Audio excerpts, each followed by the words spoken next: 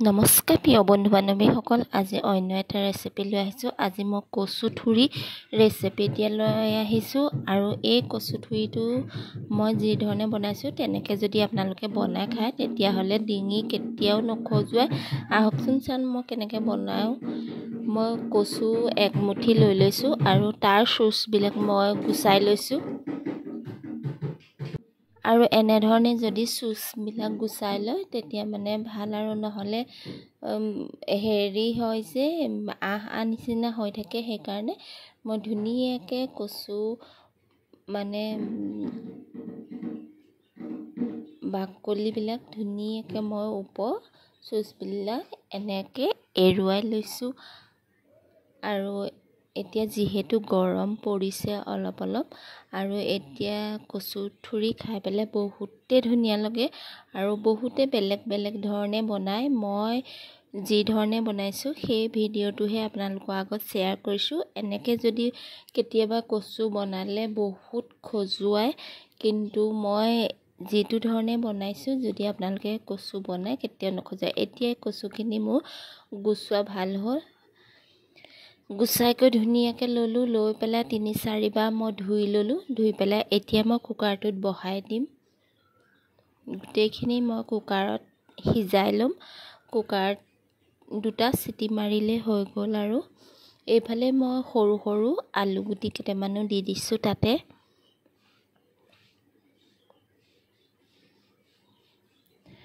আৰু এতিয়া মই পানী দি দিছোঁ, পানী এগিলাচ দিছোঁ। দি পেলাই এতিয়া মই 3টা চিটি মাৰিবলৈ দিম। এইফালে মই এখন কেৰাহী পাতি দিলোঁ আৰু সিফালে মোৰ 3টা চিটি মৰা হৈ গ'ল।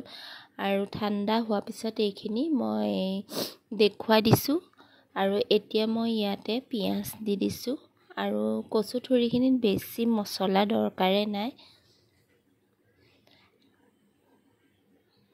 মই ইয়াতে এটা ডাঙৰ চাইজৰ পিঁয়াজ দি দিছোঁ। আৰু এইফালে নহৰু, আদা আৰু কেঁচা জলকীয়া দুটামান মই থেতেলিয়াই লৈছোঁ।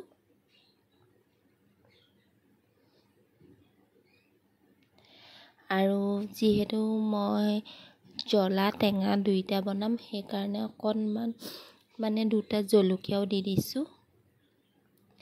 এইফালে কেইটামান দি দিছোঁ 1 চামুচ পাঁচফোৰণ।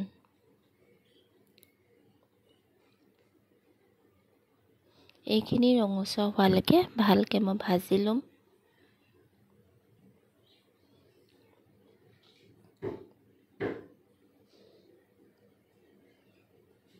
আৰু এতিয়া এইফালে দেখিছেনে মই কেইটামান কণ বিলাহী লৈ লৈছোঁ আৰু 2টা মই সেই ডাঙৰ বিলাহী লৈ লৈছোঁ। কণ বিলাহী দিও বহুতেই ধুনীয়া লাগে কচু ঠুৰখিনি খাই পেলাই। আৰু এইফালে মই নিমখ দি দিছোঁ। আৰু এইফালে দি দিছোঁ হালধি। আৰু গৰম ভাতৰ লগত যদি কচু ঠুৰ হয়, আৰু আপোনালোকৰ মই কৈছোঁ নহয়, মোক মাছ মাংস একো নালাগে, ইমান ভাল লাগে। আৰু এইফালে ঠাণ্ডা হৈ গ'ল। এতিয়া মই সেইখিনি ভাজি লোৱা হৈ গ'ল। এতিয়া মই এইখিনি কচুখিনি দি দিলোঁ তাতে।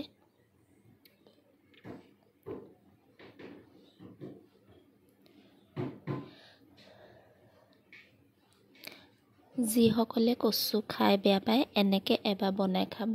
আৰু যদি এনেধৰণে কচু বনাই খায় তেনেহ'লে আপোনালোকে আৰু জীৱনত কচু ঠুৰ বেয়া নাপাব বুলি মই মানে ভাবোঁ। আৰু অলপমান জালুকৰ গুড়া দি দিলোঁ আৰু এইফালে দি দিছোঁ অলপমান ধনিয়া।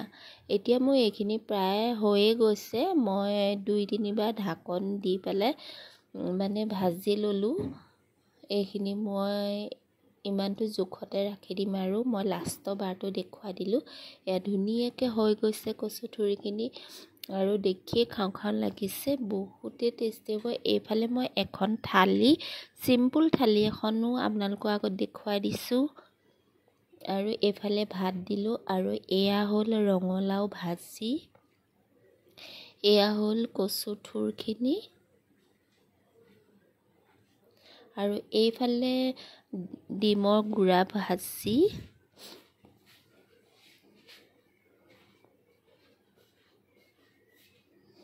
আৰু ভাতৰ ওপৰতে এটা কণ বিলাহী দি দিছোঁ। আৰু এইফালে তিতা কেৰেলা ভাজি, তিতা কেৰেলা শুকানকৈ ভাজিলে বহুত ভাল লাগে। এইফালে ভেন্দি আৰু এইফালে বেঙেনা। মই আজি থালিখন এয়া একদম চিম্পুল আৰু নিমখ জলকীয়া